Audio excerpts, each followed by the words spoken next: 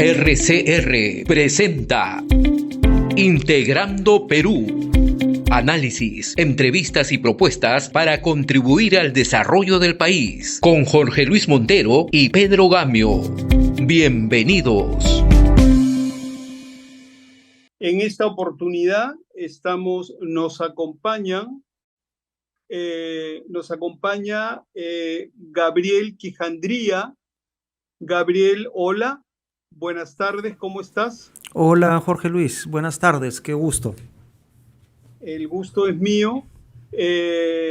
Como tú sabes, yo con frecuencia me conecto desde Cajamarca y Pedro nos acompaña desde Lima. Él está llegando en unos minutos, pero a ver, amigos y amigas de Integrando Perú, Gabriel ha sido, entre otras cosas y entre muchas cosas, ministro de Medio Ambiente del Perú. Ha sido el ministro del MINAM durante el gobierno de transición y emergencia de Francisco Sagasti. Eso sucedió cuando a mí me correspondía ser el viceministro de Minas del MINEM. Ahora Gabriel se encuentra al mando de un programa internacional de conservación de la biodiversidad. No sé, Gabriel, si nos puedes contar un poquito en qué estás ahora como ex ministro de Ambiente de la República del Perú. ¿A qué te estás dedicando ahora, por favor? Sí, por supuesto, Jorge Luis. A ver, yo la próxima semana voy a cumplir ya 2 años como director regional para Sudamérica de la Unión Internacional para la Conservación de la Naturaleza, que es la organización o la red de organizaciones ambientales más antigua y más numerosa del mundo, ¿no? La UICN se crea en el año 1948 como parte del impulso post Segunda Guerra Mundial respecto de la generación de espacios de diálogo, de espacios de co-construcción, de miradas para el desarrollo, para la conservación que se llevaron adelante en esos tiempos. Y desde eso que ocurrió hace 75 años ha venido creciendo como una gran red que promueve los temas de conservación y bueno, ya más recientemente temas de cambio climático, temas de restauración de bosques, o sea, toda la agenda vinculada a los temas de la gestión adecuada de la naturaleza, ¿no? Nosotros tenemos esta oficina para Sudamérica que acaba de cumplir 30 años, ubicada en Quito, que es donde yo vivo ahora hace ya más o menos 1 año y medio. Muy bien, felicitaciones, Gabriel. Tremendo trabajo en una institución tan importante, tan internacional, dedicada al tema de la conservación de la biodiversidad. A propósito de eso, quería comentarte algo, a ver si tú estás de acuerdo con Ramón Margalef. Ramón Margalef es el maestro de todos nosotros, uno de los maestros de todos nosotros en estos temas de ecosistemas, conservación, etcétera, etcétera, etcétera. Un español, un catalán brillante. Él decía de que el 99.999 de las especies que han existido en este planeta ya se extinguieron. Ya se extinguieron. Y que no tanto se trata de conservar vivas especies que por supuesto que es un esfuerzo meritorio, válido, necesario por el desarrollo de capacidades humanas que eso significa para las personas involucradas. Ok, eso sí, pero él decía, mira, no tanto se trata de conservar el tigre o el elefante, se van a ir igual algún día. De lo que se trata es de conservar los procesos biológicos, los procesos de la naturaleza que permiten que la vida se regenere, se evolucione, se adapte, continúe. ¿Tú qué piensas de eso? Yo estoy totalmente de acuerdo con eso, ¿no? Y porque además, tal como está planteado, cuestiona un poco la finalidad de la conservación o de la idea de conservación, ¿no? Normalmente se tiende a pensar que uno hace conservación para proteger a la naturaleza. Y tomando en cuenta este proceso de recambio, ¿no?, de las especies, uno se da cuenta en la historia de la Tierra ha habido 5 grandes extinciones, 2 de ellas con desapariciones del 90% de las especies que existían en ese momento, y la vida, o sea, nuevamente resurgió, ¿no? Se impuso a partir de nuevas condiciones, generó otras nuevas especies, ¿no? Y eso está un poco recogido en esto que señalabas tú, del pensador español, ¿no? Comentando sobre este tema. Entonces, hay que entender que uno hace conservación para proteger determinados procesos ecológicos y proteger algo que ahora se denominan los servicios ecosistémicos, ¿no?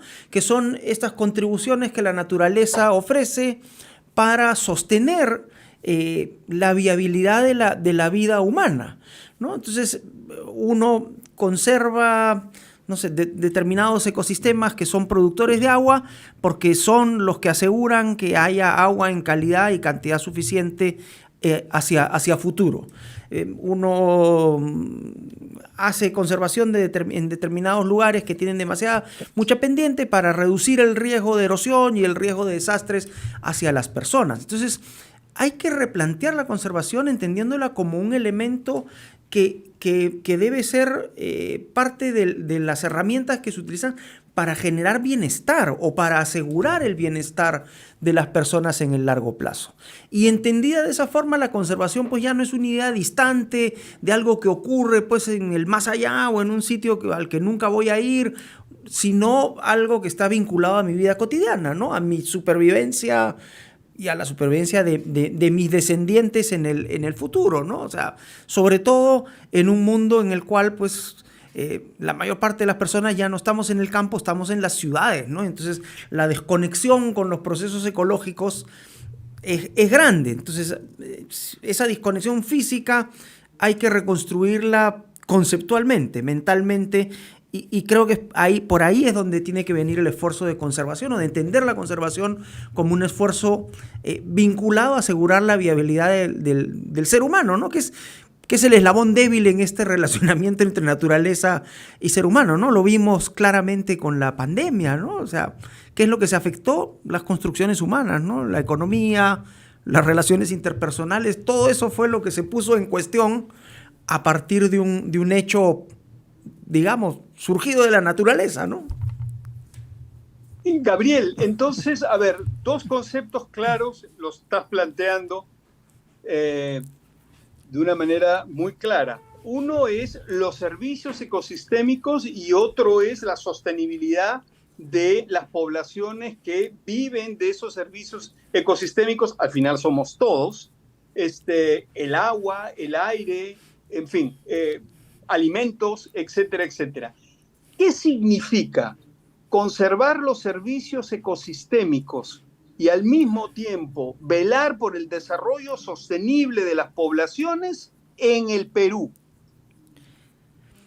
Yo creo que eso estaría vinculado a poder avanzar un modelo en el cual superemos el modelo no específicamente peruano, sino el modelo humano que ha supuesto que para poder generar beneficios, poder generar bienestar, tiene que haber un nivel de destrucción y en algunos casos un nivel muy grande de destrucción de la naturaleza.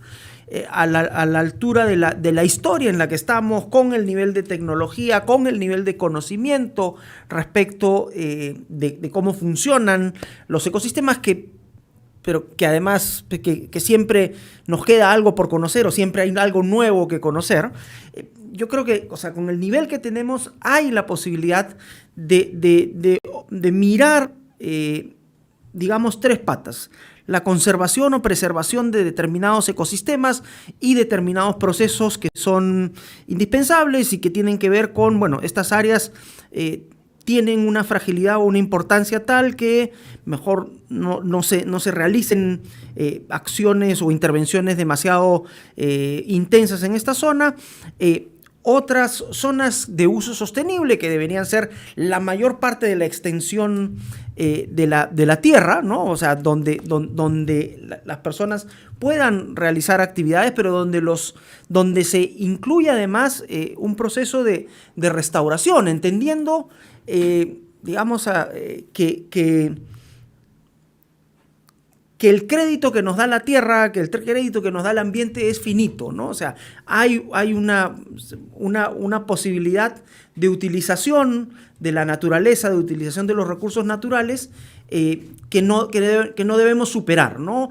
Y que si esto ocurre, hay que hacer la tercera pata, esfuerzos de restauración que además ahora recientemente hay muchos estudios económicos, hay mucho trabajo de campo con evidencias muy claras acerca de que hay retornos económicos interesantes vinculados a restauración, vinculados a uso sostenible, incluso vinculados a conservación, que antes no veíamos o que antes no eran tan explícitos o no estaban puestos, digamos, en blanco y negro, ¿no? en números concretos.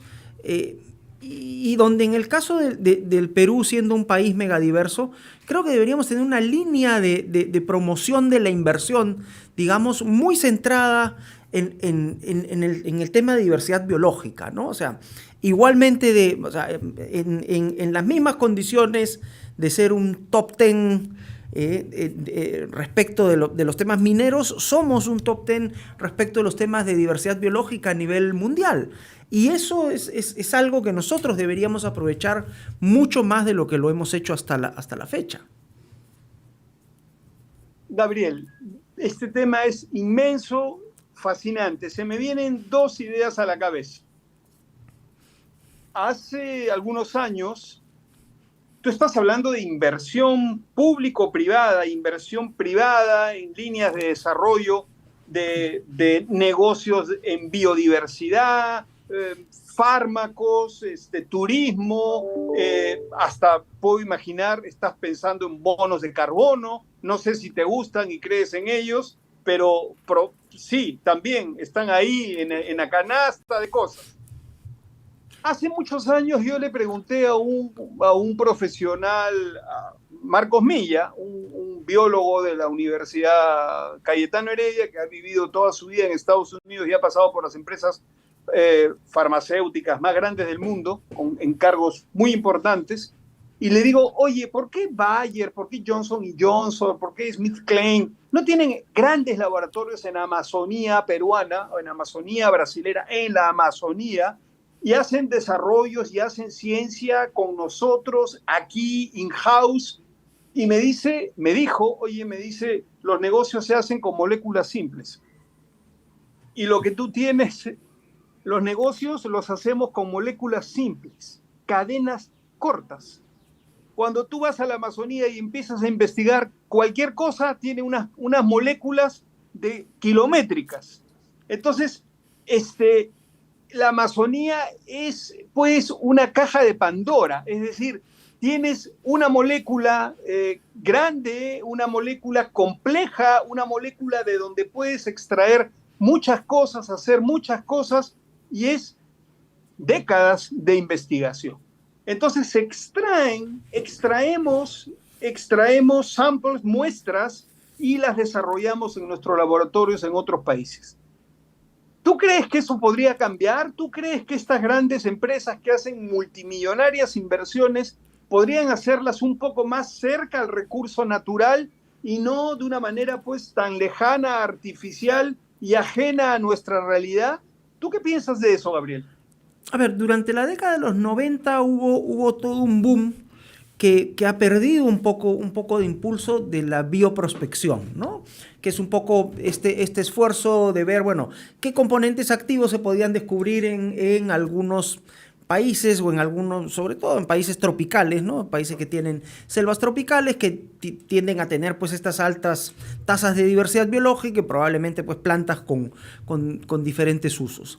Y ahí se aplicaron como dos formas o dos modelos, ¿no? Uno muy científico, digamos, o muy biológico, que fue el que se trabajó, por ejemplo, en Costa Rica, de levantamiento de información y de especies con parataxónomos que fueron formados específicamente para eso.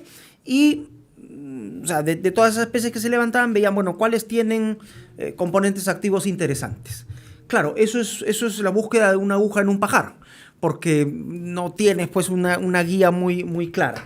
El otro modelo que fue el que se aplicó más con los shuar en Ecuador, con los achuar, perdón, en Ecuador, con los shuar aquí en Perú, fue el del trabajo con chamanes, con gente dedicada históricamente ya a la utilización de las plantas, ¿no? Con conocimiento tradicional acerca de sus propiedades, y a partir de ahí ver, bueno, sí, o sea, ya el primer trabajo, el primer filtro se hizo, ¿no? Descartando las plantas que no tienen el componente activo y trabajando con estas que tienen el componente activo ya demostrado, digamos, de manera empírica, ¿no? Y lo que se vio era que ese segundo modelo, ¿no? El cual, con el involucramiento de las poblaciones locales, con el involucramiento del conocimiento tradicional, acortaba mucho más la cadena de valor en términos de la posibilidad de la generación de medicamentos posteriores. Sangre de grado, uña de gato, ¿no? Todos estos productos ya no buscados, digamos, como a ciegas, voy a la selva y miro, pues, y levanto todo lo que puedo, sino específicamente concéntrate en esto. El impulso se ha perdido un poco porque creo que las empresas sintieron que había un costo de transacción muy alto en este relacionamiento con las comunidades nativas, y era un relacionamiento además sin intermediario, ¿no? Con muy poca intervención del Estado. Se firmaron algunos contratos, que algunos de ellos un poco polémicos en términos de los términos o de las cláusulas que incluían, y creo que es parte de eso se perdió un poquito, pero creo que por ahí está la posibilidad de retomarlo, ¿no? O sea, cómo se trabaja con las poblaciones locales, que son las que ya hicieron la primera experimentación, hicieron el primer, digamos, barrido de las especies, y que podrían proveer parte de este conocimiento inicial para arrancar, digamos, un proceso de desarrollo de productos, pero como señalas tú, toman muchos años, ¿no? O sea, las vacunas contra el COVID son la excepción, pues se desarrollaron en 2 años, y si se autorizaron en 2 años, los medicamentos toman decenas de años, ¿no? 10 años, 20 años en algunos casos de pruebas para poder descartar efectos secundarios y otros riesgos, ¿no? Entonces, el tema ahí es, bueno, o sea, ¿cómo se sostiene además durante el proceso de desarrollo del fármaco, del medicamento, del producto final, a esas poblaciones para que no se caiga el bosque, o para que el bosque no se pierda, porque está sujeto al mismo tiempo a muchas presiones de minería ilegal, de extracción de tala, o sea, todas estas situaciones que sabemos que ocurren en la selva, ¿no? Y que son, en muchos casos, pues casi que la única alternativa que tienen estas poblaciones, ¿no? Entonces, no sé, yo tengo mi esperanza en que estas reuniones que están ocurriendo hoy y mañana entre los presidentes amazónicos den una luz acerca de un mandato mucho más claro para el desarrollo sostenible de la Amazonía, ¿no?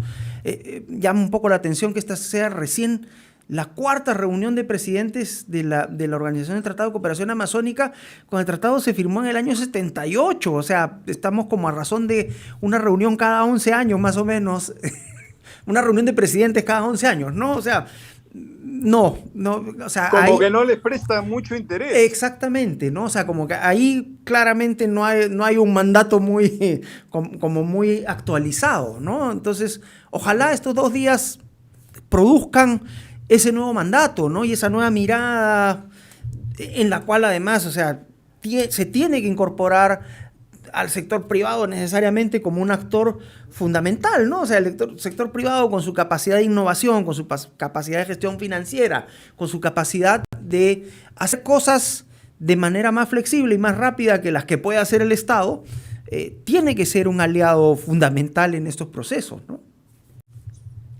De acuerdo, Gabriel. A ver, ¿qué hacemos con las purmas, Gabriel? ¿Qué hacemos con los casi 1.000.000 de hectáreas de purmas en Perú? Le ponemos chihuahuaco, le ponemos capirona, le ponemos maderas exóticas con mercados importantes como la teca, cobramos los bonos de carbono. ¿Qué hacemos con le ponemos palma aceitera? ¿Qué hacemos con nuestras purmas, Gabriel? ¿Qué piensas tú? A ver, yo diría que una combinación de todo esto que has mencionado tú, Jorge Luis. O sea, yo creo que hay que hacer, o sea, hay que darse cuenta que en la Amazonía, por la misma diversidad biológica que existe, la economía está fundamentada en canastas de ingresos, ¿no? O sea, no funciona la lógica de monocultivo o monoproducto, ¿no? Sino que más bien la economía se construye sobre la base de varios cultivos o varios tipos de aprovechamiento del espacio que se han hecho de manera tradicional y que deberíamos ver cómo se replican.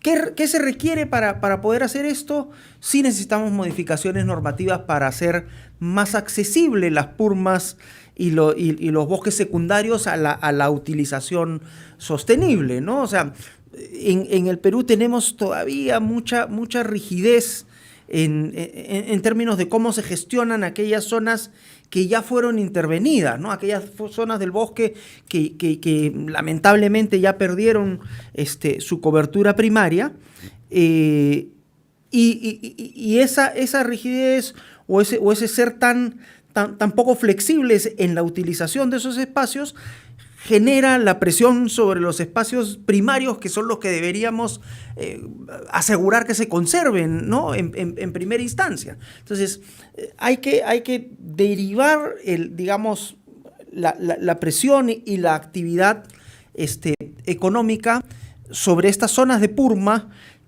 pero hacer más sencillo el acceso para la gestión de estos espacios, ¿no? Y de los recursos que éstas tienen. ¿Cómo están, amigos? Me toca este segundo tiempo a mí con nuestro importante invitado, Gabriel. La pregunta clave que te haría es: ¿por qué, a pesar de tener Ministerio del Medio Ambiente y OEFA, mantenemos ese promedio de perder 150.000 hectáreas por año? A ver, la deforestación en el Perú sigue un patrón bastante identificado, ¿no?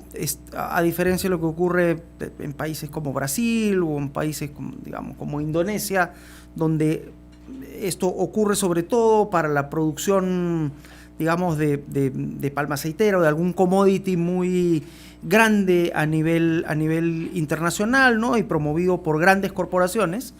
En el Perú lo que tenemos es una deforestación básicamente hormiga, ¿no? Una deforestación generada en predios de entre media y 1 hectárea de extensión. Entonces, la mayor parte de estos son o sea, de esta deforestación se produce para generación... Agricultura migratoria. Agricultura migratoria y agricultura de subsistencia, la mayor parte de ella, ¿no? O sea, frijoles, maíz, ¿no? Que tienen una rotación anual, ¿no? Y que degradan muy rápidamente el suelo. ¿Cuál es el problema desde mi punto de vista? Yo creo que hay demasiada fragmentación en términos de la responsabilidad respecto de la gestión de los ecosistemas forestales, ¿no? Y creo que no es cierto que se ha podido usar mejor el satélite de Bocusana para hacer lo mismo que Brasil, de tener subestaciones en cada capital de región, empezando por las más vulnerables, para que un grupo de jóvenes adviertan a las autoridades competentes en tiempo real dónde está ocurriendo un problema para que el Estado desarrolle su trabajo? ese es un tema importante, pero creo que no es suficiente, ¿no? El tema es tener esa información, pero que además esa información active respuesta. Y si esa respuesta no se activa porque hay, no sé, digamos, penetración de la corrupción en los responsables de la administración de los recursos forestales. Recordemos que una parte importante de las regiones ya tienen trasladadas las competencias forestales, y eso ya, o sea, lo que mantiene el servicio forestal es la rectoría, ¿no? Y la función de otorgamiento de los derechos, de seguimiento de los derechos, la tienen las regiones, ¿no? Entonces, no basta contar con la información, sería muy importante darle mucho más uso a esto y complementar lo que hace el geovisor de MINAM, el geovisor que tiene el Servicio Forestal también, pero sí lograr, creo, el acuerdo, digamos, social detrás o de presión social detrás para que cuando esta información esté disponible y se haga pública, haya una sensación hacia las autoridades acerca de, bueno, esto es algo que nos importa, esto es algo sobre lo que queremos que se actúe, ¿no? Y que no se ralentice la respuesta del Estado, ¿no? Otra pregunta que viene a mano con este problema del impacto ambiental en el Perú es el tema del ordenamiento territorial. ¿Tú crees que el Estado cometió un error al quitarle el año 2014 el carácter vinculante al ordenamiento territorial? Porque todo este diseño importante que se ha hecho en distintas gestiones tiene un punto flaco, que es que la capacidad del Estado de decir en esta área específica se pueden hacer A, B, C actividades, pero en esta misma área no se pueden hacer C y D. El Estado no tiene una capacidad de definir el tema y estamos frente a una situación donde se repite eso que está en una música popular: yo hago aquí lo que quiero y cuando quiero, y eso daña toda la arquitectura de la regulación ambiental porque no hay ordenamiento territorial vinculante. A ver, nunca fue vinculante en realidad. Lo que ocurre en el 2014 es que un proceso que fue impulsado desde la autoridad ambiental para definir de manera explícita y clara la rectoría sobre el tema de ordenamiento territorial y decir, bueno, ¿cuál es el sector que conduce el proceso?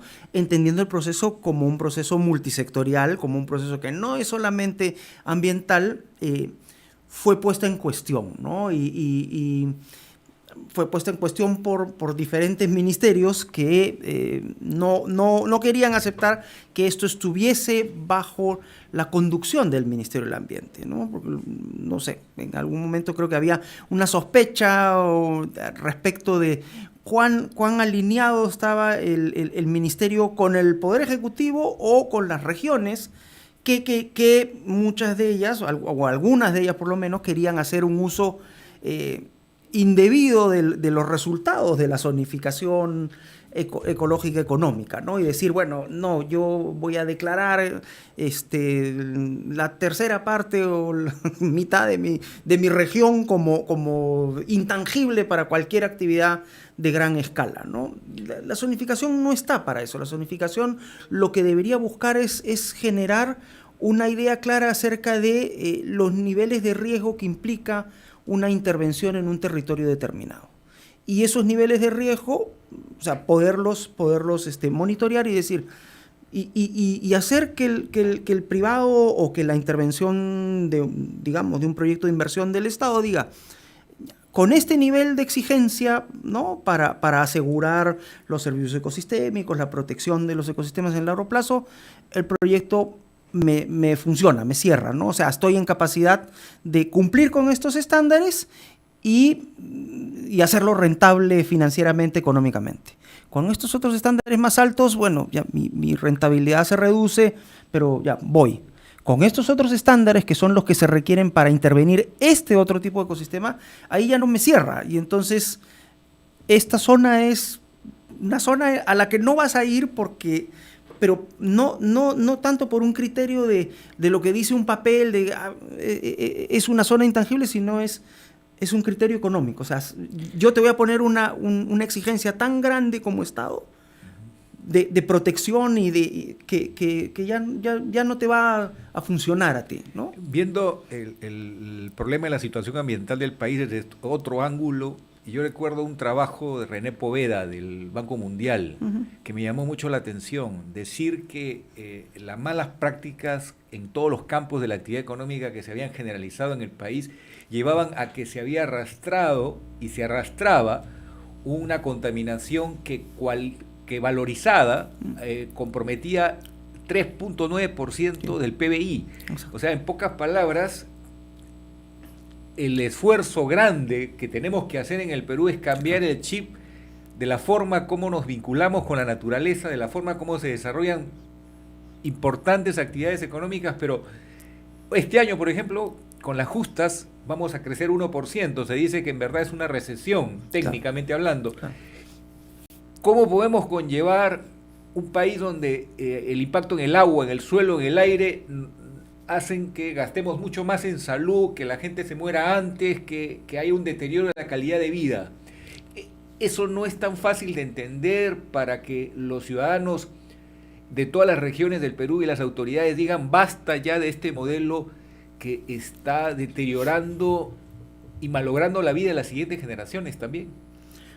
O sea, debería haber una señal mucho más fuerte, creo yo, desde el Estado respecto de decir ya no vamos a permitir que la actividad económica, que la actividad humana, digamos, no solamente la económica empresarial, sino la que ocurre desde la economía informal, la que ocurre por la ocupación desordenada de los espacios, siga ocurriendo, ¿no? Y vamos a tomar medidas de recuperación de aquellas zonas afectadas anteriormente por este modelo insostenible y vamos a generar las condiciones para que esto sea atractivo para el sector privado.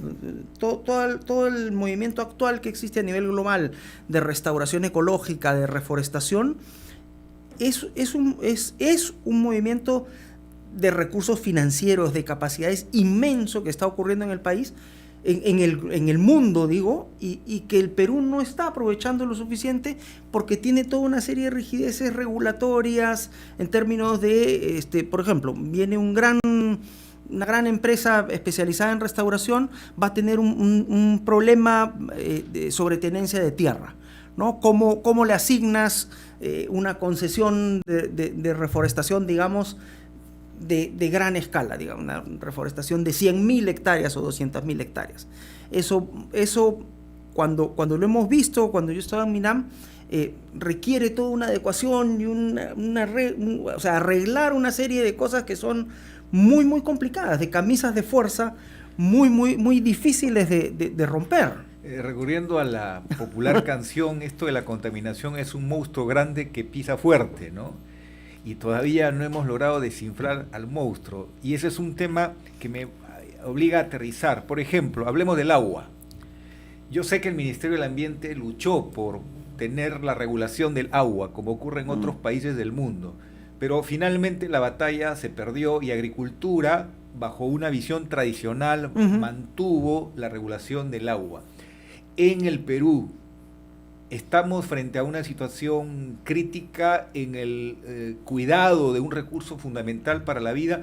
Las ciudades del Perú, dejemos Lima por un momento porque Lima tiene recursos y algún nivel de esfuerzo hace para que los metales pesados no afecten la salud de los ciudadanos, pero el resto de ciudades del Perú tienen indicadores preocupantes de presencia de metales pesados en el agua potable. Sí, sin duda, ¿no? Y eso tiene que ver con lo anterior que hablábamos sobre el tema de ordenamiento territorial, tiene que ver con todavía una falta de capacidad suficiente para fiscalizar, para poder tener un control sobre todas las fuentes que impactan en la calidad del agua.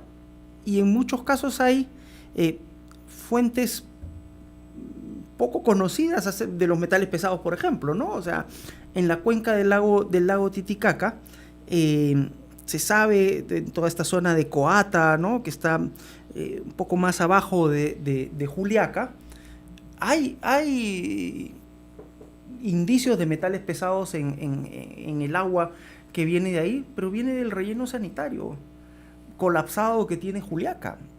No viene de minas, porque cuando se han hecho los estudios para ver, bueno, oye, esto estaría conectado a alguna de las minas que están un poco más arriba, no. Y hablando de relleno sanitario, es increíble que las ciudades más grandes del Perú, con excepción de Lima, todavía mantengan botaderos. Eso no se ha podido revertir. Trujillo, Chiclayo, Piura, el propio Cusco, sin dejar de mencionar Arequipa. ¿Qué es lo que pasa? No es problema de recursos, porque 1/3 de esas ciudades gozan de canon, que es un importante ingreso. ¿Por qué no se prioriza la salud de las personas y la salud del espacio donde se desarrollan las personas? A ver, yo lo que creo es que hay intereses muy fuertes por mantener el statu quo, ¿no? O sea, el MINAM ha tomado a nombre del Estado peruano préstamos con el Banco Interamericano de Desarrollo, con la cooperación japonesa, para habilitar 31 rellenos sanitarios en ciudades. Se entregó un relleno sanitario para Chiclayo, se entregó uno para San Juan Bautista cerca de Iquitos. O sea, hay varias ciudades que tienen inversión hecha en la infraestructura necesaria para poder gestionar de manera sostenible sus recursos.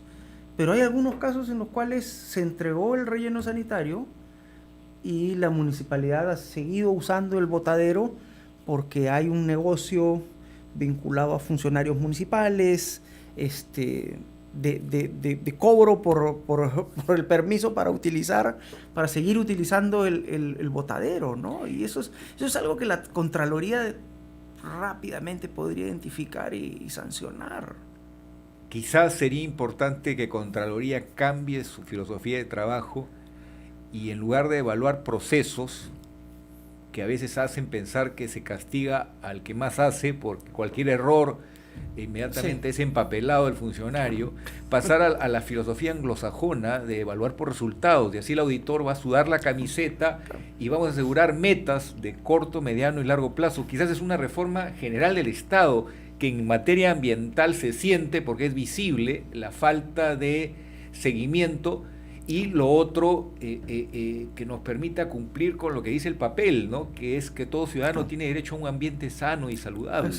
Exacto, ¿no? O sea, sí, yo creo que hay que plantear una reforma grande en varios procesos del Estado, incluso presupuestales, ¿no? O sea, yo escuchaba el discurso presidencial el otro día y mi sensación era, bueno, se está entendiendo el fenómeno del niño como un evento al cual se le da solución comprando tractores para que empujen barro, ¿no?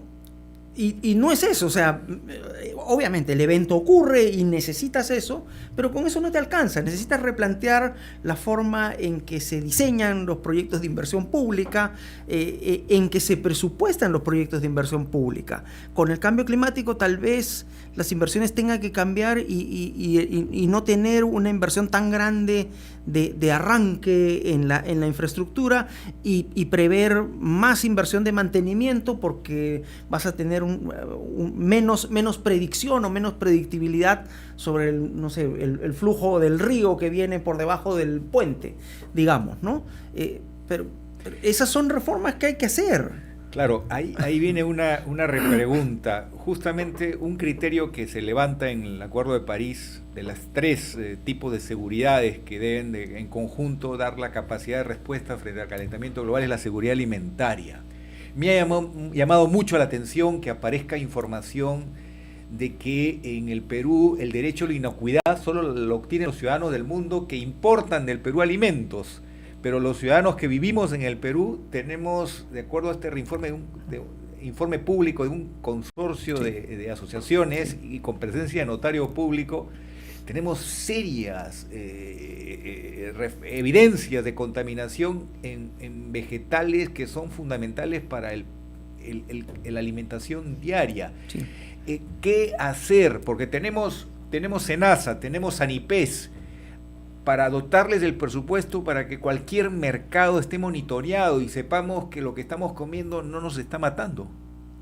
Sin duda eso es algo fundamental, ¿no? Y es como señalas tú, ¿por qué un consumidor extranjero de un producto peruano, de los arándanos o de las conchas de abanico tomates peruanas o los tomates, tiene, o sea, asegurado un nivel de seguridad mayor que el que podemos tener tú o yo o cualquier ciudadano peruano respecto del mismo producto comprado en un supermercado peruano? O sea, simplemente porque hay más margen o se paga más por el producto de exportación, ese no debería ser un criterio. O sea, sin duda, que eso implica aumentos en los presupuestos, claro que sí, pero es un presupuesto o es un aumento de recursos totalmente justificable, ¿no? Finalmente, o sea, en última instancia estás tratando con la salud de la población, ¿no? Con la capacidad la capacidad productiva de la población en última instancia, que se ve reducida por ver afectada su salud. Y además hay un concepto, no hay dos mundos. La realidad del Perú es una sola. Entonces hemos visto que aparecen reportes en España, o algún país escandinavo diciendo un lote de exportación de un producto estrella del Perú como la harina de pescado detectó pequeña presencia de trazas de sustancias tóxicas. Resulta que la empresa que exporta sigue los mejores protocolos del mundo, pero como el barrio es cochino, por más que haga el esfuerzo mayor, después de una investigación profusa se llegó a determinar que era la agricultura que utilizaba agroquímicos de mala calidad prohibidos en países desarrollados, que llegaba al río y del río al mar y afectaba la anchoeta peruana en pequeñas cantidades, menos mal, pero de todas maneras, si los que trabajamos honradamente, si aquellos que tenemos un compromiso con nuestra familia, con el Perú, de no dañar la naturaleza, nos damos cuenta que si no actuamos, el daño va a afectar a todos, va a afectar la actividad formal. Claro.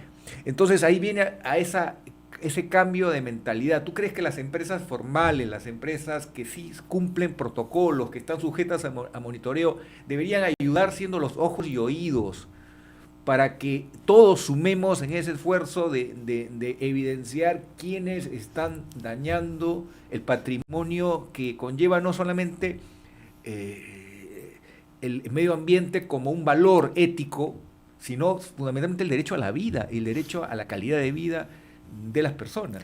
Sin duda, ¿no? Sin duda yo creo que el segmento, digamos, el segmento grande que existe en los sectores productivos del país, ¿no? Caso minería, caso agricultura, caso pesca, debería ser un motor que ayude a los segmentos o al nicho de pequeña escala o de mediana escala que tiene también cada uno de estos sectores en el proceso de mejora en su gestión ambiental, en su gestión de asuntos sociales, en su gestión de asuntos laborales.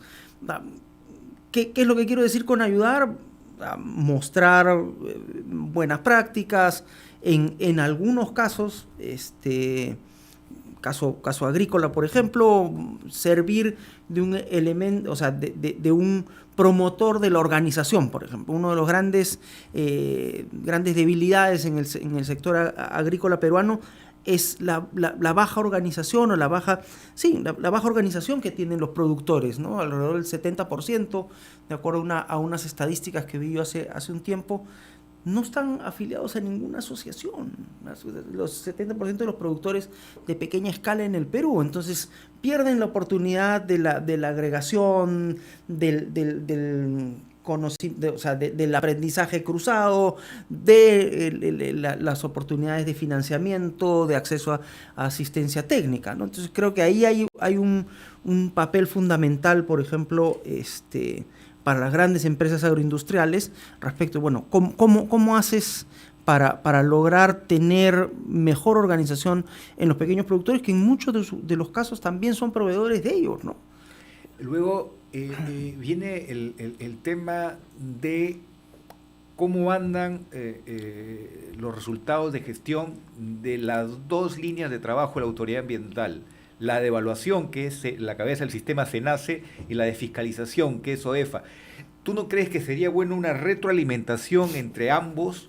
Porque se dio una situación particularmente, digamos, incoherente, que algunas actividades habían pasado ya a mano de SENACE y todavía no eran actividad fiscalizada por OEFA. ¿Esos son errores que nos pasan factura al país? ¿Crees que no, que mejor deberían trabajar articuladamente? Sin duda, ¿no? Sin duda, eso mejoraría muchísimo el desempeño, porque además ya hay retos suficientemente complejos con los cuales lidiar como para que no tengas un empate entre estos dos extremos, digamos, de la cadena de valor, ¿no? En la evaluación previa y la fiscalización posterior. Hay todo el tema, por ejemplo, en el ámbito minero, hay todo el tema de muchos estudios de impacto ambiental aprobados por el Ministerio de Energía y Minas anteriormente, y que ahora son supervisados por OEFA, pero que cuando se hace una actualización o un pedido de ampliación, lo tiene que ver SENACE. Entonces ahí criterios distintos y se generan problemas de miradas distintas acerca de los mismos problemas, ¿no? Y una pregunta que no puedo dejar de hacerte, porque hemos trabajado juntos, el abrir camino a las energías renovables no convencionales. Cuando analizamos las fechas, casi empezamos juntos con Chile en abrir las puertas a un marco regulatorio en el Perú, pero Chile ya está en 25%, sí, y el Perú todavía se mantiene un modesto 5% de participación, básicamente del sol y del viento. Yo sé que la primera tarea es evitar la deforestación, porque ahí hay un daño muy grande de pérdida del patrimonio natural del Perú y de la misma cualidad que tiene el gran bosque amazónico, entre otros bosques que tiene el Perú, pero la segunda línea tiene que ver con energía limpia, que mueva la economía peruana. Ya hay un proyecto minero de la mayor importancia en Moquegua que se ha comprometido con la generación eólica. Pero ¿qué hacer para acabar con este freno a un cambio que mejoraría la calidad de vida de los peruanos, además de economizar costos?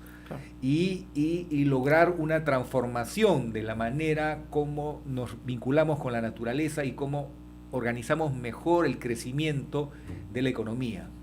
A ver, yo diría,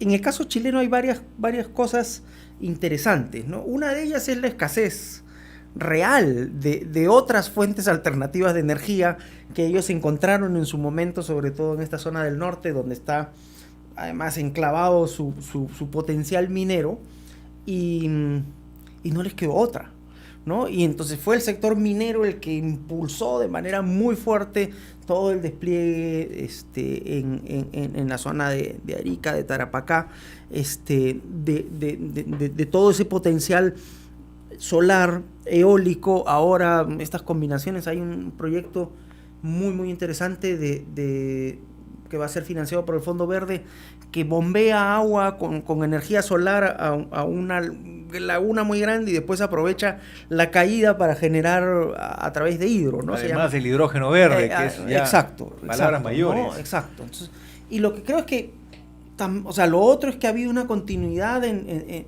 a pesar de los diferentes enfoques de los gobiernos, de las diferentes ideologías de los gobiernos en Chile, respecto de, tenemos que tener una política de promoción de las energías renovables que creo que acá en el Perú no hemos tenido, ¿no? O sea, más bien la política ha sido como en zigzag, ¿no? O sea, momentos muy buenos con impulsos muy fuertes, caso tu paso por el ministerio, y después como que el impulso se pierde, ¿no? Y creo que además hay todavía al nivel de discurso una idea muy de, bueno, pues, pero ¿por qué vamos a cambiar, no? O prever nada si bueno, ahí está el gas, y el gas es abundante.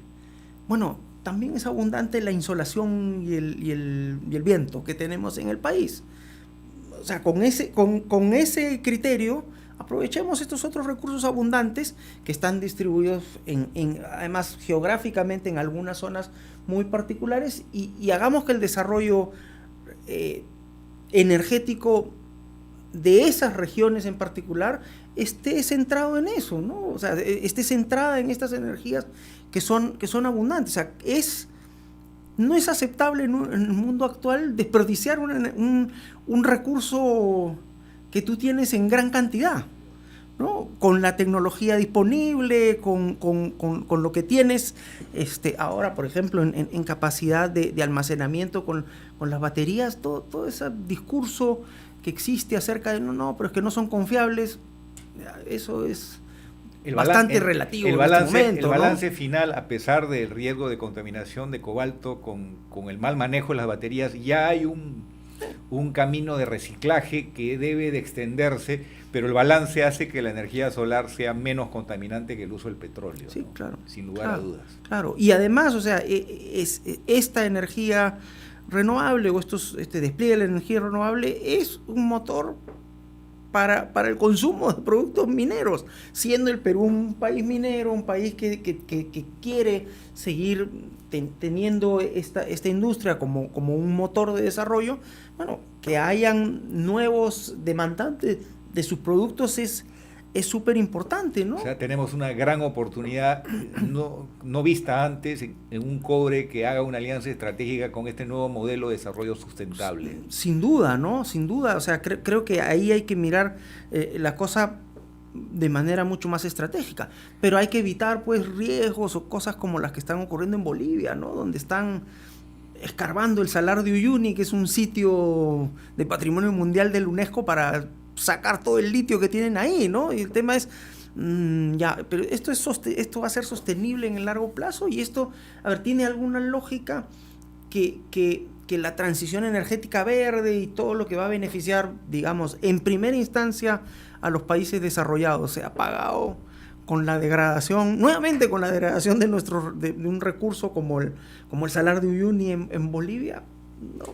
Estimado Gabriel, el tiempo ya nos hace valer su sentencia, pero aprecio mucho que nos hayas acompañado, a Jorge y al que habla, y estaremos pronto haciendo Camino al Andar. Muchas gracias. No, gracias a ustedes. Un gusto. Muchas gracias, Gabriel. Hasta pronto. Hemos presentado Integrando Perú. Retornamos en nuestra próxima edición con más entrevistas y el análisis para contribuir al desarrollo de nuestro país.